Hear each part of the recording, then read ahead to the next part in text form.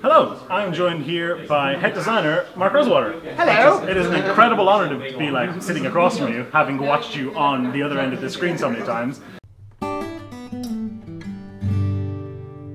So, in terms of actually designing Kaladesh, if you would say that like the predominant, if you could sum up Shadows over Innistrad block in one word, it would be corrupted or warped. What would that word be for Kaladesh? Oh, I think the key word for Kaladesh is the idea of invention. Okay, that sort of eureka moment. Yeah, I mean, one of the things we wanted to do was, we had two really downbeat sets. In fact, almost three. I mean, Khans of Tarkir was like, oh, you know, like, dragons take over and kill everybody, and that was kind of downbeat, and then we had, I mean, Eldrazi, sure, it ended positively, but still, it's a war. Positively. I mean, at least the good guys won, but yeah, the war gets, the world's very destroyed with the, you know. And then we had Shadows of Innistrad, that's a real. That's a downer. So like, we wanted an upbeat world, and so we really said, okay, we wanted something bright and optimistic, and that Kaladesh really, from the beginning, the thing I loved about it was, normally when I start a set of a world we've never been to before, I got nothing. Like I don't have any visuals or anything, because halfway through they start doing the world building. You just have the word Kaladesh. Right. Like... So normally what happens is I and my team have to try to figure out from what we think we're doing and kind of make some educated guesses, because I don't have any visuals to go on. But Origins had Kaladesh in it. So you had that little... We actually had a little bit. So when I started, I'm like, this is a bright, fun world. How do we play in that optimism? And so we knew technology was a key part of it. I talked about in my panel yesterday how we were doing an artifact block, but we wanted it to be technology, not biology. Yeah. That mirrored in, like, everything is made of metal. Like, this world, they're normal people and normal creatures, and they have objects and devices and gadgets, but like they're just normal, you know, creatures. They're not technical creatures. All the artifacts are man-made, right? Yes. Like toys and trinkets. Exactly, and so that feel was a very different thing. Because one of the things is we're going to revisit themes.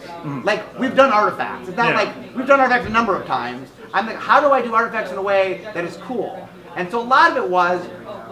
The way I think of designs now is that I am making a canvas and I paint to paint with. And artifacts is a paint.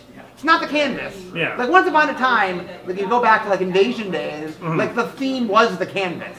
Like it's a multicolored block. It's a graded. What do we do for the multicolored stuff? Yeah. And like Mirrodin it's an artifact block. That's what defined a Mirrodin. How do we make everything artifacty? And this set, like I want artifact to be a component of it, but that's not the only thing. So is the push now towards more trying to evoke an emotion or a feeling in the player rather than having a mechanical theme? Here's the metaphor that I use, which is, let's say I'm going to make a dish. I'm going to cook something.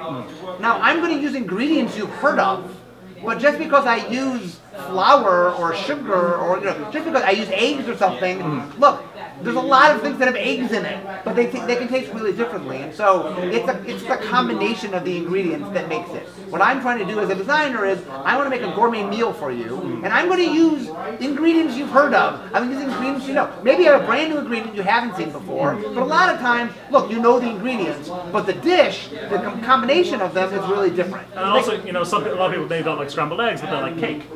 Like, if you reframe it differently in a different way, you can convince people who wouldn't like artifacts normally, maybe they do like energy and like the way that works and stuff.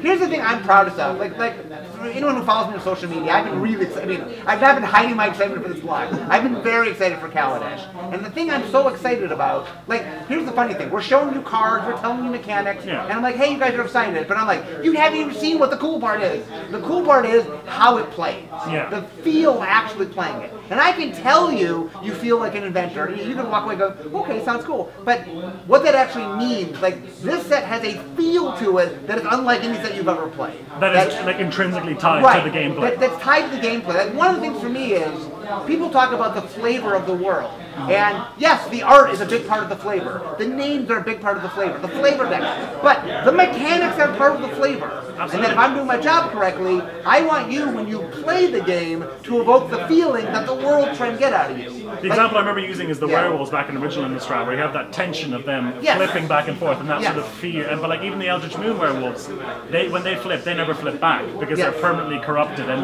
they have this like creeping, eventual John Carpenter's The Thing kind of. Exactly. I mean, Innistrad was all about I'm doing the horror genre, but like a dread. I want you to be afraid. I want to scare you. That's what it is. when you go see a horror movie, like it's going to scare you. I wanted to scare you, and the way to scare you was I wanted suspense and dread. Yeah. I wanted you to see things, and you knew bad things were going to happen. And you're but when's it going to happen? You know, and it got you on edge. Likewise, like in Theros, I wanted it to be a build-up. I wanted it to be you're going on an adventure. I wanted it to be you were making something. Your hero's growing. Right, so your hero is growing, and the big part of mythology is like, you know, the person goes on the mission, and you know, they're on a quest, and they become something grandiose, and they become something grand, and along the way they fight mighty monsters and stuff. I wanted that feel because we were in a Greek mythology-inspired world. So this world was very much driven by, okay, it's optimistic, it's bright, it's technology, you're an inventor, feel like an inventor. I wanted to be, you know, super Johnny-ish in the sense that I wanted you, through deck building and through gameplay, to feel like, wow, I have so many different choices. This whole new resource. Yeah. Right. And, I mean, it's not just energy. Energy plays that really nicely. Like, energy is neat in that when I say to people, I've made a brand new resource, people go, oh, okay, but what does that mean?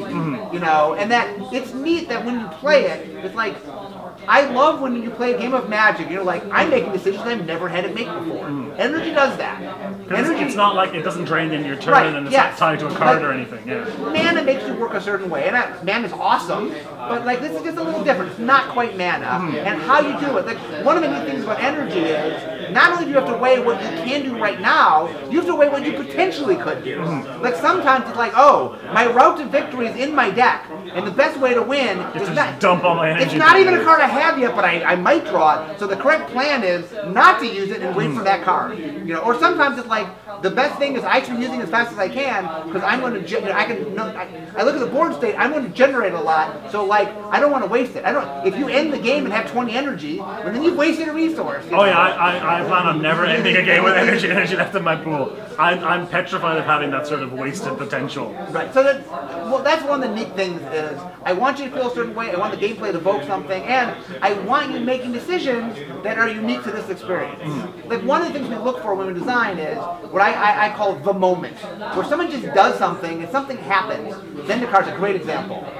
We're playing, and there's a moment where, for the first time ever, I wanted to draw a land, and I'm like, whenever in the history, like late game, like I have all the mana I need. Why don't you? Like I've never go. Come on, not a spell, not a spell. I need a land. Like that never happened before. And I'm like, that was the moment for me. Like, oh, that's what the set is. Like that's worthwhile. It's unique. Yeah. It's unique, and I'm like, there's just this thing where wow, I care about lands in a way that I've never cared about lands. It's an intrinsic part of the game. I've always had it, but wow, this environment makes me care in a different way.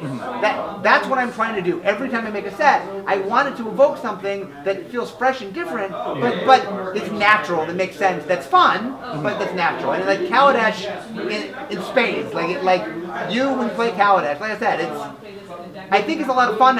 People are really enjoying seeing the pieces of it. I can't wait for them to play it because the experience of it is really cool. That happened to me too. We've been doing all the spoilers and all that stuff, and then people last night were like, "Do you want to draft?" I'm like, "I want to draft Kaladesh." It's not, you know, it's. I don't want to go do spirit. I want to be because I'm like an Izzet mage at heart. Yeah. I really love that whole throwing everything into the pot and seeing what comes out.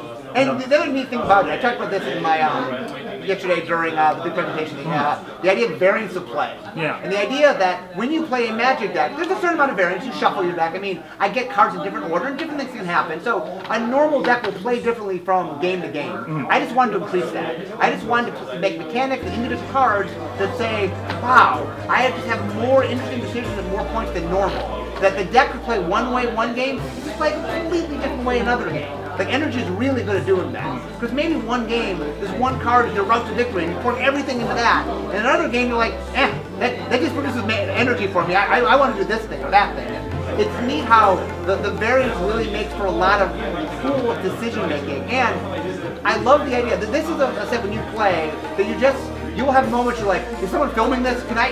No, I need to get this on tape.